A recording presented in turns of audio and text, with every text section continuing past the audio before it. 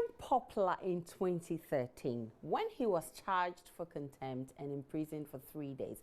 He's a communication team member for the NDC, and now he wants to lead the party in the 2020 general elections. Stephen Atubiga is my special guest for today. He has expressed his readiness to lead the party, noting that it is time to be president. Now, the popular NDC commentator, considered an underdog by many, feels confident about his chances. He joins me in the studio. Good afternoon to you. Good to have you in the studio, Mr. Atubiga. And let me first of all wish you luck in your endeavor. Thank you very much. And tell me, how has the campaign been? How's it going? Okay. Thank you very much. I first and foremost want to say good afternoon to your cherished viewers out there, and good afternoon to Mother Ghana and everybody. Definitely. And I also want to use this opportunity to wish our Vice President, I wish him very well. I mean, I wish him speedy recovery. He's our brother, and wherever he is in London, I hope may Allah grant him good health. Amen. That's the most important thing. But having said that, we're going around. I have covered about 6 regions. What I'm doing is we're revamping the party. Definitely. Once we revamp and rebuild the party, then when the opportunity is being, given for us to pick nomination, then I will unveil and officially launch my campaign. But for now, we're going around, rebuilding, pleading with the foot soldiers, the stakeholders, people that neglected us, I mean our own people, and asking them to give us another chance. And they've punished us enough. We've learned our lessons, and in between, we tell them that, look, when the time comes, we'll be coming to seek your mandate. But now we're rebuilding the party, doing reconciliation and all that. That is what Atubiga is doing. Okay, you seem to be very confident. Yes. In your becoming a flag bearer. Yes. But why do you want to leave the NDC in 2020? What do you bring on board? Thank you very much. I've always wanted to lead Ghana, growing up as a child. And to be honest with you, until growing up as a child, I'm born into a political family. If you look at my age group, all we know is JJ. Mm-hmm. So I've always grown up. I remember I told my daddy one day at the age of 50, I said, Daddy, I want to be a president. I want to lead Ghana through the gun. I mean, through the barrel of a gun. I mean, that is what some of us knew growing up as a child, because we all looked up to Jerry. And Jerry gave a fine speech that day, and after that I told that to my dad. My daddy said, no, you can't do that. Your uncle, Matthias Atubiga, who was in parliament during the Liman's regime, he went through, so wait when you are old enough, then, so age has been the problem, but I've always had that dream, and the time is now, age-wise, age that has held me back for so long, that is why. But I have served this party with my family since from 92 till date, with our blood, with our strength. My biological father was an MP from 92 to 2000. We played my mother served in Anakunodu very well. I served the party very well, and I've with my blood and my soul, I've defended this party very well. I've worked with the foot soldiers. I know how to lead. I know what it takes to be a president. So psychologically, strength-wise, I'm ready to lead this country. So if I'm giving, you've paid your dues. Yes, I've paid my dues to the party. But having said that, there's no schooling for presidency. Definitely. Anybody could be a president. It is the people that you choose around you to help deliver good governance that matters. And as a president, you have to be tolerant. And while being tolerant, it means you consider yourself, excuse my language, you have to be a fool to be able to accommodate people, being tolerant, approachable people, and at the same time, it's people that you put around you.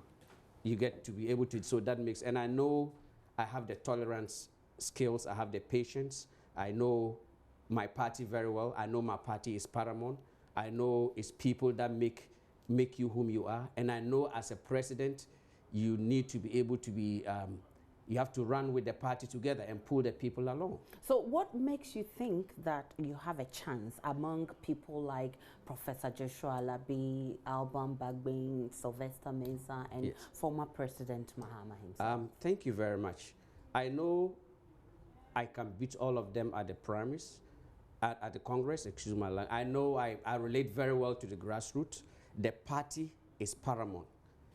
is the party that has made Jerry John Rawlings. His Excellency is the party that has made His Excellency John Dramani. It is the party that has made all these names, given they've had opportunity to serve, to be ministers and what have you. And I believe that without the party as NDC, we nobody.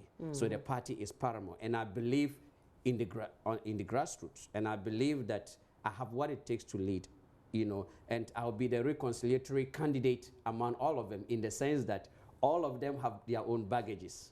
In you know, whichever angle you look at it. So I'm the clean-cut candidate that nobody will say, oh, when they gave you the opportunity to lead this country, you didn't give me the opportunity to serve, you didn't make me a minister. When you were a minister, you didn't relate to us, you didn't call us. Atubiga is the clean-cut. Okay. And don't forget that political prisoners have been the best presidents throughout the whole world. So what from are the Obasanjo to Fidesz. The baggages we're talking about? Well, the baggages I'm talking about, not in the negative side, in the positive side.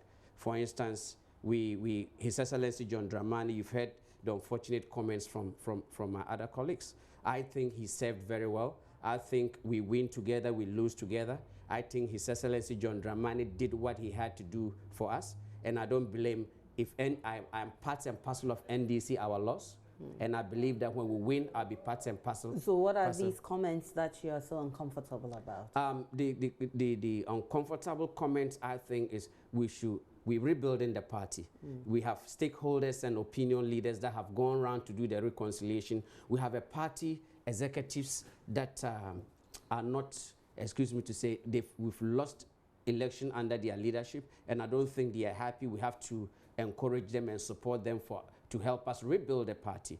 We have a former president that is also trying his best. I mean, he's been knocked down, but if you're in his shoes, you understand if you lead a party like NDC and you lose an election, it's not easy. But if he's able to gather strength enough to trying to lead, to rebuild the party. I think if I want to lead this party, I don't want to lead a party that is divided. Specifically, what are the comments that you think that hasn't augured well for the party, and from which specific people? Oh, you know, there's comment of greed out there.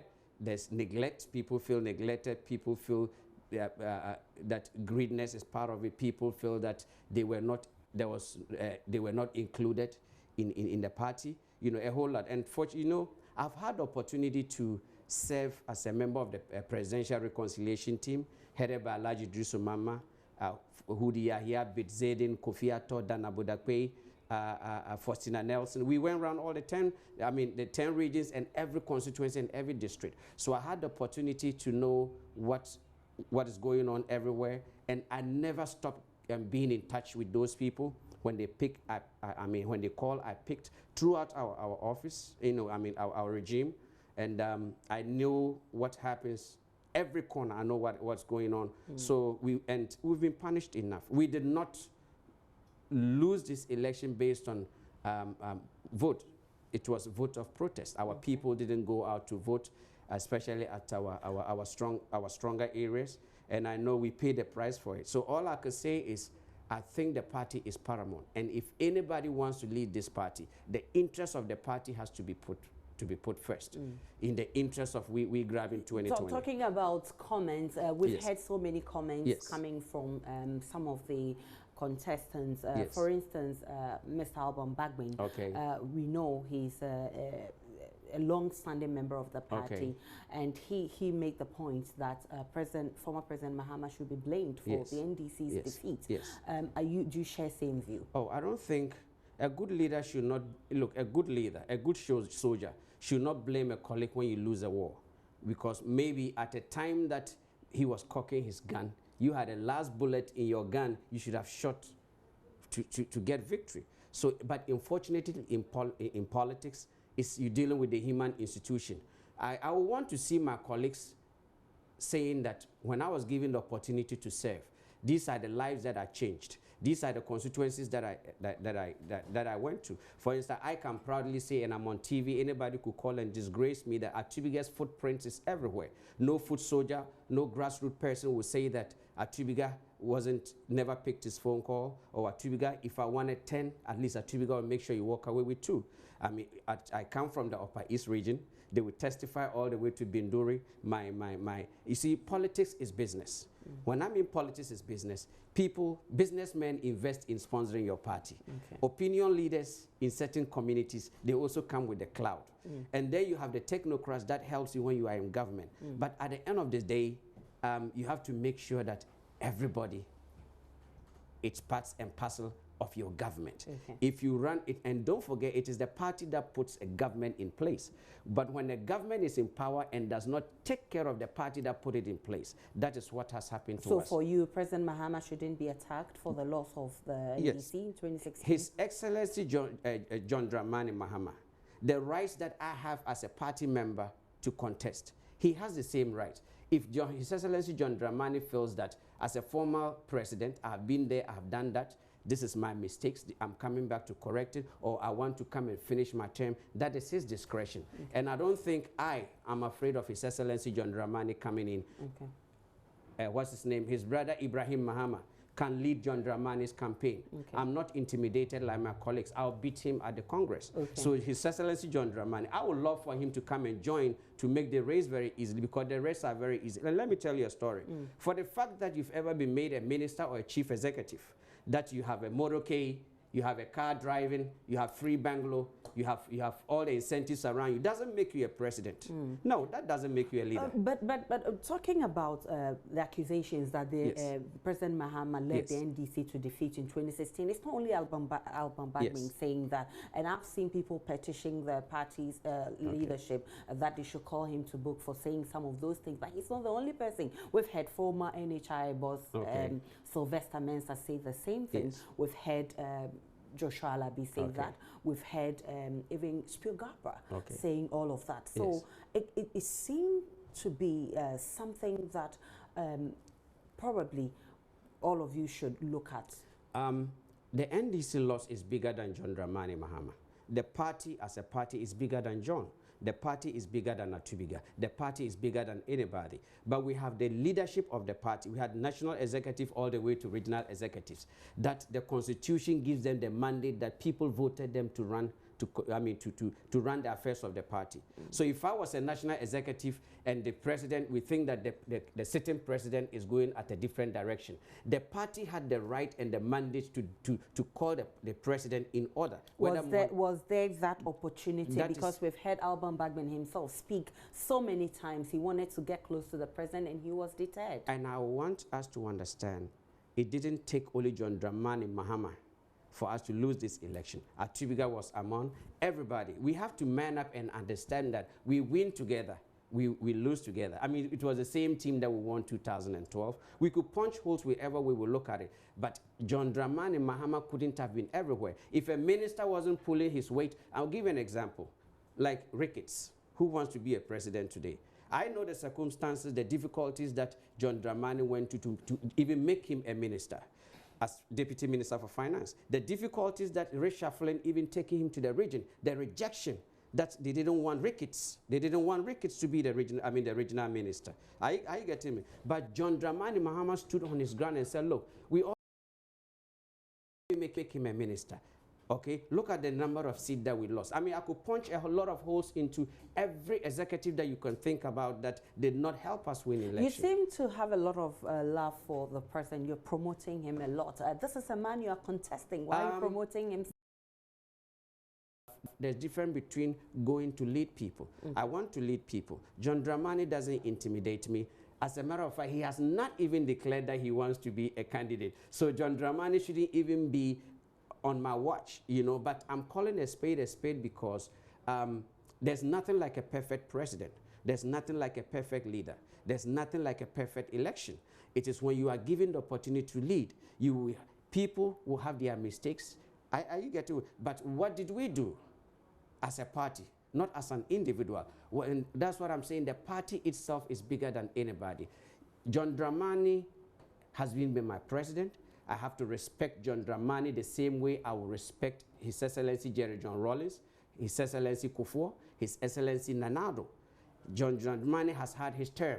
If he thinks he wants to come back, that is his business and his prerogative. He doesn't. I think I could take Ghana to a different level. I think the 25 million Ghanaians, they'll be very comfortable. They will sleep peacefully and know that Ghana is in safer hands. In the event that former President Mahama wants to contest, yeah. would you appreciate what he has done so far? I believe I'm going to defeat him at the Congress, and I believe if I become the candidate of NDC today, I'm going to run based on his track record in terms of when he was given the opportunity to leave this country, the infrastructure that he's put in place. Even if he's not coming, anybody, be it Allah, be Joshua, so anybody who wins will run on the, or the party itself will run on the track record of the infrastructure that his achievement. We all have our weakness. Every president has his weakness. I have my weakness.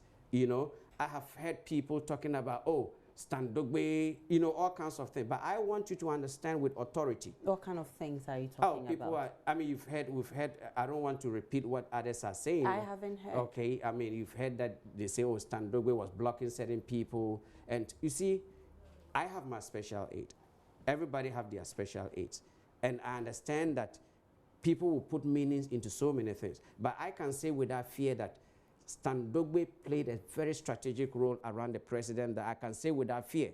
If it wasn't him, maybe John Dramani Mahama wouldn't even be alive now. Okay. I'm just telling without fear. And so would authority. You also agree with those who say Standogbe played a role in NDC losing? My sister, Standogbe is too small to block big wings or certain people in the party. Okay. Standogbe hasn't got that capacity that they're exaggerating. But a lot of the comments we had, especially from Mr. Albambagbe, yes, points to the fact, yes, that he had that wings. Yes. Everybody look at everything, I mean, things differently in a different angle. But I want us to understand that the party is paramount. The party hierarchy is paramount. The party is bigger than John Dramani himself. It means Standogbe is nothing. What powers did we, then the party has bylaws and rules. Whether even you are a sitting president, the party can suspend you out of the party if you're not doing what you're supposed, even if you're a sitting president. So what laws did we invoke to bring him to other, or people that knew he was doing things that wasn't right? But don't forget, as a president, that at the presidency, I'm talking about the Flagbearership House. Right. There's no office for your wife, I mean, as a first lady. Okay. First lady is a privilege, okay, that, you know, that extends to you. You have to be a role model to the women, empower women, work with the children and gender ministers to make sure that, or get, you know, your powers end there. Besides that, you are a wife and a mother, that you have a role to play in the house. Okay. I'm saying this because anytime, let's say if I'm a president, will be the limit of my wife. Or my wives. I'm a Muslim. Okay. I'm entitled to up to four wives. Right. So whether I'll be giving Ghana first ladies or first lady, their limits ends at that. Any time any first lady intimidates any minister or any appointee, it means they have gone beyond their boundaries. But isn't it the same complaints a lot of people were complaining about Standogbe giving too much power? But I'm more interested about the fact that Standogbe protected President Mahama then. Look, otherwise he wouldn't be alive by now. What kind of protection are you talking about? If I want to punch holes as to what took us to opposition, it wouldn't do the party any good. It would defeat the purpose of the reconciliation. I'm only picking, for instance, I'll give an example. The protocol, you know, John is a very nice man, and I believe that, and that is what, sometimes you can't be too nice, because if a child wants candy, sometimes you have to take the candy away. It's not that he doesn't love that child. And I want to say without fear, John has his weakness and his strength. Atubiga has his weakness and his strength. So if John thinks that he has learned his lessons, he wants to come back. In terms of delivering good governance, he has done it. In terms of developing this country, he's done. We can ask for more. He's done what he's supposed to do. But all I'm trying to say, we did not pull the people that gave us the mandate along with us, which is bigger than John. We have a DCE, we have a regional minister, we have a chief executive, we have NADMO coordinator, and there are so many people that were peeved. And I'm saying the people were peeved because certain stakeholders, they did not get the opportunity to play certain strategic roles. I could tell you, Alhaji Sumama, he doesn't want to be a minister. Okay. He doesn't want to be, he's bigger than that. But it's somebody from the northern sector who looks up to Alhaji Sumama that he's a stakeholder, that he should be able to pick up a phone call, a phone, and call any minister and say, look, I want you to do this and do that for that person. I get him. Okay. And that is part. And so if they didn't get to play that role, don't forget, somebody too maybe was promised, I'll make you a minister, I'll give you a DC, go and work. And go and work for us to come to power. And if they didn't get it, I get him. Okay. Or people work so hard, you see somebody from abroad, all of a sudden. And I could take you history back. So specifically, what was the role that Standogbe played? Let me give you an example. That make you think that he protected the president to make him alive? Our protocol, when John Dramani was in power, and I can tell you without fear, and I hope and pray that John man up one day and clear what I've said. Standogbe will lead anywhere the president has to go. He will go and make sure where the president will sleep. He will go and make sure what food the president will eat. He will make sure, and he will brief the president. And that should have been the job of the protocol officer. The president will turn around and the protocol officer... But he was the aide to the president. Because when people were around the president trying to get positions and what have you, Standogbe took his time to serve that man. He was interested in getting closer to the old man, serving him privately in terms of running errands, and he earned the trust of the old man. And Stan saw that the security, the protocol system was broken. Instead of the protocol officer will be in the president's plane. I'm giving an example. Okay. Anywhere time the president has to travel, instead of the protocol officer taking the lead he'll be sitting. So Stan said, look, he will take the lead without the permission of the president. And president knows that, okay, when I get there, I have my regional meetings, have that meeting. He will come and see Stan there. Stan will say, oh man, because they have that relationship. Okay. This is where you sleep, this is the food. So he earned the old man trust. And that is why I'm telling you, people did not do what they're supposed to do. People that were given position to lead from ministerial down to DCE, they failed the president in terms of human relation, in terms of giving back to society, listening to the foot soldiers. Are you getting where I'm coming from? So our loss is bigger than John Dramani. But we've all learned our lesson. I could punch so many holes, but it wouldn't sit down well for our party. But I know the leadership of the party. Potofon wouldn't want us to go for opposition. Look at the work Asiedun Ketia and all those people. It's difficult. And for the first time in the history of our party that you saw our own party card bearing, I'm talking a responsible party member, saying that this party deserves to go for opposition because of neglect. I have been called at several corners before that, my brother, your brother has done this, your brother has. Then the reason why I'm passionate about John Dramani's defeat is very painful. I put myself in his shoes. And as a northerner, when Dr. Liman, and this is very passionate to me, when Liman was given the opportunity, he failed us. It took us 40 years. John Dramani gave us a clean sheet that I can comfortably, a poor person like me from Binduri, who have confidence in NDC that I also want to lead, because His Excellency John Dramani, when given the opportunity, he did so much well. He put a lot of infrastructures in. He's not a perfect person, but at least I can be proud that when I'm given the opportunity to lead this country, I could tap his experience. I could tap his knowledge. I could go to Alabi and say, your expertise, and help me with it. I could go to Sylvester Mensah and say, Sylvester Mensah, what can we do? Alban Bagwin, what can we, you know what I'm saying? Okay. I'll bring all those people. You have served for a period of time in the NDC, and you say you've paid your dues. Yes. Let's look at your capabilities and abilities. Yes. What should the people expect from you? What new are you bringing on the table? What I'm bringing new to the table is, for the first time in the history of NDC, in the history of this NDC, or in Ghana, I've made NDC very attractive.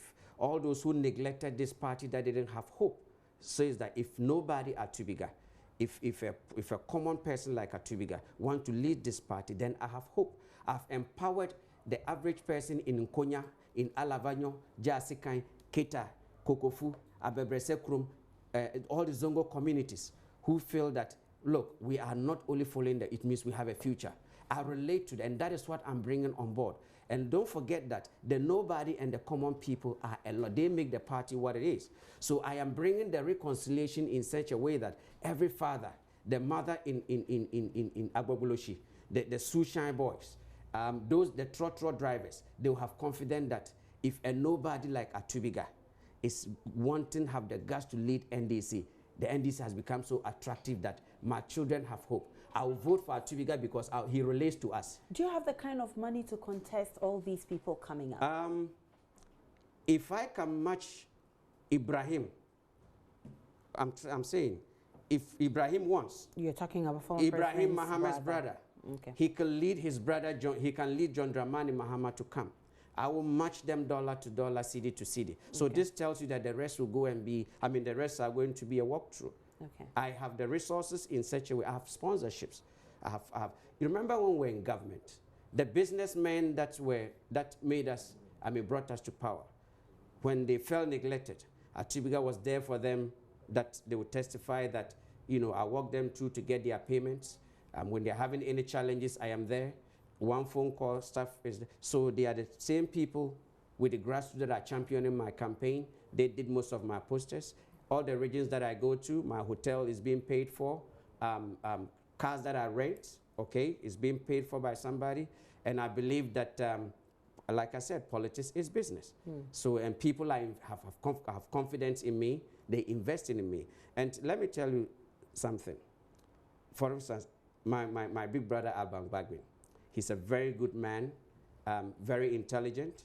He has what it takes to lead this country. But I think he'll be a very good speaker under my government. Don't forget that it's surgeons that teaches people to be surgeons at the hospitals. But there are certain surgeons, if you even give them a dead chicken in the theater, they will still kill it. Okay. It is the lawyers that teaches lawyers to be good lawyers in the courtrooms. But there are some lawyers who are lecturers, but they cannot even defend anybody in the courtroom. Are you getting where I'm coming from? Some people are good technocrats. For instance, my big brother, Alabi, is a fine gentleman. He has paid his dues for before you go to Alabi, let's look at Alban Bagwin. Yes. Where would you fit him in the event that you become Alban Bagwin would be a very good speaker for me as a president in this country. Okay. And I think he has to step back and look at it at that direction. There's difference between having the no. You see, Parliament is an institution by itself. Okay. That laws are being made, and once you are there, you learn. I don't care how. Once you get in Parliament, you get to, and I think he's good at that place. He has the leadership skills, and I think since I'm going I'll beat him at the Congress, but I'm very sure that I'll beat Alban Bagwin. But I think he'll be a very good speaker for me under my leadership, and that will also give opportunity in case I travel, my vice travels. At least he'll get the chance to lead the country. He'll taste his, you know, and at the right time. You know, if he'll become a president for just a day or two. Yes. And Alabi, he's a very, very fine gentleman, and he has paid his dues at the you know, is it UPS? Okay. And I think such a person around me, I look up to, that, you know, as a very good special advisor. We could together we could move this country forward. Sylvester Mensah would be a very good foreign affairs minister for me. He's very calm, very gentle. I've gotten closer to him. So they positioning themselves very well. It's good. I could, you know. Now, you didn't say anything about Ricketts Hagan. He's not good for your government. Oh, honestly, is it Ricketts? And John Mahama. Yes, Ricketts. I mean, if I had the way, you know, in politics, there's regional balance, there's tribal balance, there's, you know, I cannot use him as a. If the Constitution allowed, the party Constitution allowed it, or the Constitution allowed John Dramani to run, and if the party, like I told you, I'm from Upper East, Bagwin is from Upper West, John Dramani is from the Tamale, is from Bole. If a president, an incumbent president who has lost, can run again or can be a running mate, unfortunately, if it's doable, I don't mind using him. As your running mate. Yes, I mean, but it's impossible because he's been a president before, you know. So where then the would regional he fit in your government? He will be a very good advisor to me at the background because I have served him. I have served His Excellency John Dramani. He knows my strength. He knows what I can do. He knows my capability. He knows he could give me 10 cities. I'll bring him change. He has very confidence in me. He knows I'll listen to him. Jerry John Rawlings is like somebody I worship very well. Okay. I mean, if he was a god, you know, small god, I would have worshipped him. And he knows I'll take advice from him. But at the end of the day, I have my own goals. I have my own. So you still don't have any position for Ricketts Hagan? Ricketts Hagan, he has to position himself very well. I mean, we've lost, under his leadership, we've lost a lot of seats at his constituency, but I cannot punch holes on him, okay? But all I'm trying to say is for him, I don't think I can beat Ricketts Hagan at the Congress without not even going around. That's what I'm trying to explain to you. People were given opportunity to be in offices in Accra, They never went to the north. They never went to Bunkrugu Yoyo. They never went to... I can see that your government will be a very interesting one with all of these people having some positions in your government. But Kofi Adams makes a very valid point. He says that all the those seeking for flag bearership were called to come and support in, you know, this rekindling the party, and none of them gave the green light, and that's why they've been sidelined. Were you approached? If you say to support the party, like the unity walk, is that? Not the unity walk, but to, you know, we've had issues with, I mean, to generate resources to bring up the party to stand on its feet again. You see, all the candidates that are contesting that want to be presidents, I have a constituency. I bring votes on the table, and I believe everybody, my colleagues do that same. Supporting the party is not directly handing money to somebody. We pay the school fees in our constituencies. When somebody is sick, we make sure we take care of them. We support in terms of party activities. I have given corn meals to about 12 communities. I have given motorbikes out. You know, it's not good for a politician to change people's lives or to give to society and sit on TV and brag about it. But all I'm trying to say is helping the party and giving back to society, it's also part and parcel of the game. But as to how the party, yes, we're all called to see, but we all doing, you know, our bit, playing our role, revamping the party. Even moving. So did you support that call? Yes, that's what I'm saying. Even driving your car, risking your life on the, talking to people, you know, reaching out, and definitely, you know, politics. When I say it's business, when you go to greet an old man, you go with a drink.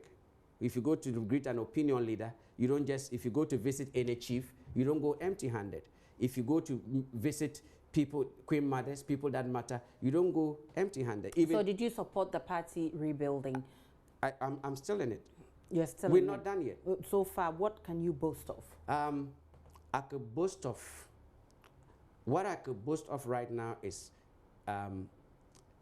anywhere the group calls me, I reach out. Remember, we have an official team that is going around. We are unofficial.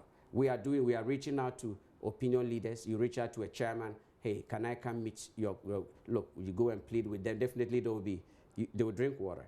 They will also invite you. You also go. So the party, the grassroots themselves are organizing and mobilizing themselves to, and they're reaching out to us, and we go in and we're talking to them in with our own resources, but whether it's somebody that is supporting, whether it's somebody, because if a financier gives me resources, it's the same thing like me going there. So we all depend, on, but I want to really plead that with my colleagues, let us put the interests of the party first.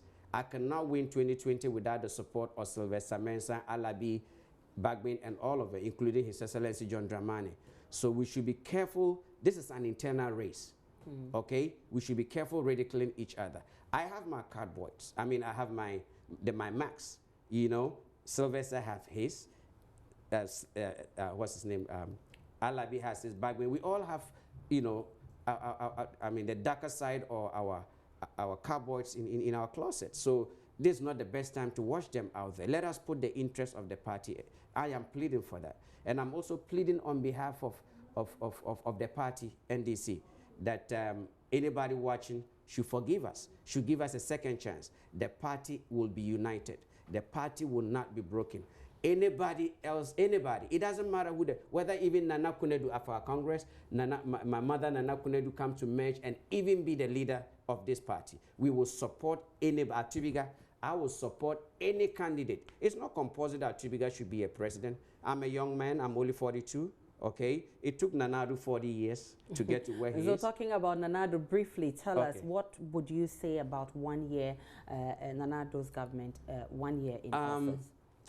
I think that Nanado's government, they could have done better if they had a listen, if they could have had a listening ear in terms of tapping into the knowledge that His Excellency John Dramani had, or looking at trying to be sacking people, you know, rather instead of getting rid of you an NDC member, get out of this office, do that. They should rather tap and bring us closer so that we'll share our experiences with them. Let me give you an example. How would you rate the government? I will rate Nanado, if it's 1 to 10 at this moment, I'll give him 3.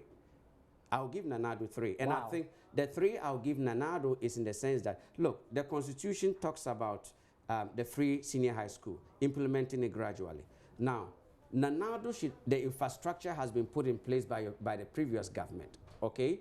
Now, that doesn't mean that you should just shove the kids to the school. You could start in a form of a piloting. Every region, every district, you pick certain schools, you make sure they have the dormitories, you make sure that they have the dining halls, you make sure they have the clinics, and then you put how many students can the school absorb. Do you need expansion? So once you do that, we wouldn't have what we're having today, that kids are having problems. But people are accusing you that you could have done better. Why didn't you do it? And what could you have done better? That is what I'm saying. If I was Nanado, that is what I would have done. I would have implemented it in a form. And honestly, the senior minister is a disaster. If I'm Nanado, the senior minister is a liability. Like Osafo Malfo's position, you have the chief of staff. Okay. So now you're talking about the size of his government. Yes. I mean, I'm not saying it's too big or it's too small, but I'm saying the senior minister, where the senior minister sits. You think it should be fired? It should be fired. Right. That's all time will allow us. Thank you very much, Stephen Atubiga. We wish you all the best. Thank you very much. Endeavor to become the flag bearer of the NDC. And you heard all that he said. He says that all the other contestants, he has some positions for them. In the case he's elected the flag bearer. So thank you so much once again.